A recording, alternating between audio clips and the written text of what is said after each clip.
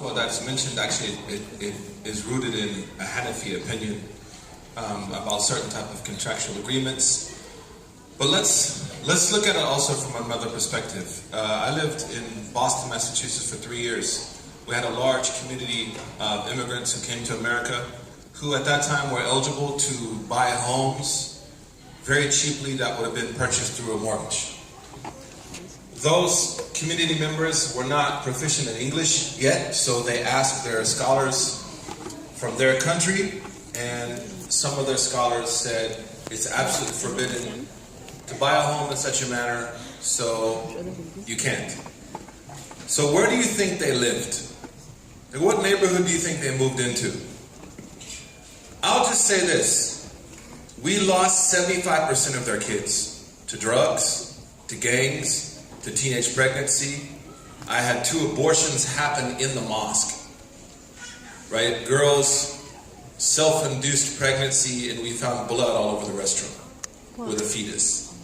So these type of fatawi that are rooted in economic issues, and our brother, he touched on this, have systemic outcomes. And there's a issue of harm and benefit that has to be taken into consideration. Imam al-Haramain is one of our great scholars. He wrote an incredible book called Al-Burhan. Imam al-Maziri, who is a white Italian guy, his explanation of the Burhan is absolutely unbelievable, from Sicily. And in there, Imam al-Haramain says that the true scholar is not the one who waits for the dorora to protect people from the dorora.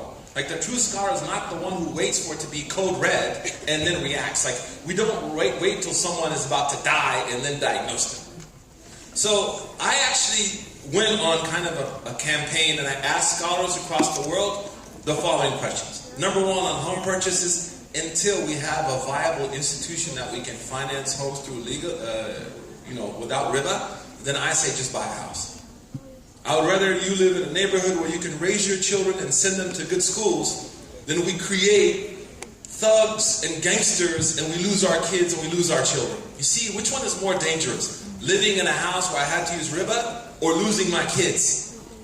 When Sayyidina Ibrahim made dua, did he ask for a house or did he pray for his children?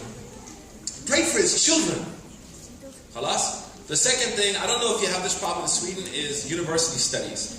In America, if you want, I used to work at Harvard, like if you want to go to Harvard, basically, you have to sell an organ.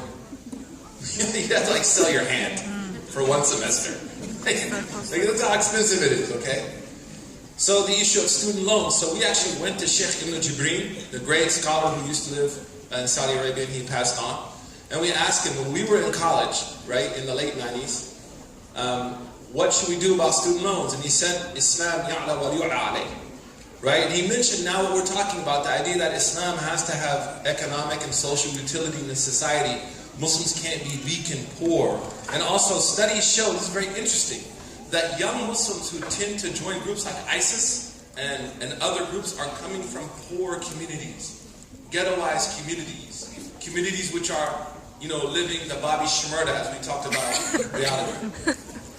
So I actually don't have a problem with any of these things until we're able to offer a viable outcome which is different. There has to be an alternative, and there is no alternative. Like, with respect, I love his answer, but I've been hearing about strategy, and he knows this, he's frustrated as I am. We need to create economic strategy. I've been hearing this for 30 years, 20 years.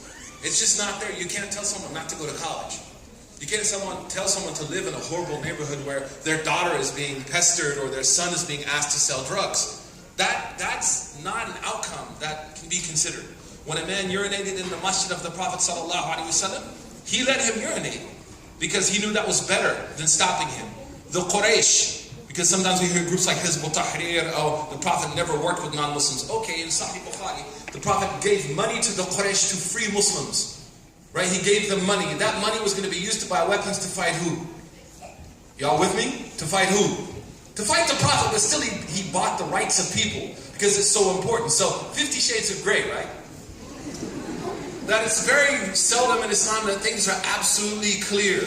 Most of the issues are in that gray area. And this one now, in order to create a viable, strong, healthy community, I encourage people, listen, buy a house right now. Send your kids to college. I have single mothers who ask me, like, they need cars to go to work, and someone told them haram to buy a car, so now she can't get a job. Is the guy who told her it's haram to buy the car going to take care of her and her kids? He's not. So we learned this when I was studying to be a mufti. There's no fatwa given without a viable outcome for someone. You can't just tell someone, don't do this or do this, without giving the alternative. So may Allah empower us over time to slowly leave those things, and I give you the reasoning for this. Our scholars say that it is allowed for a Muslim, Shaykh Ibn Uthaymeen mentioned this and others, to work in a place where there's haram, if that's the only opportunity they have, with the intention of taking it to the halal. So collectively now, maybe we have to engage in economic practices, which by the way are debatable. Even the idea of interest, is it about balancing inflation, or is it really riba? Right? With the collective intention to get away from that, to create our own institutions that are really institutions. So may Allah give us tawfiq, inshallah.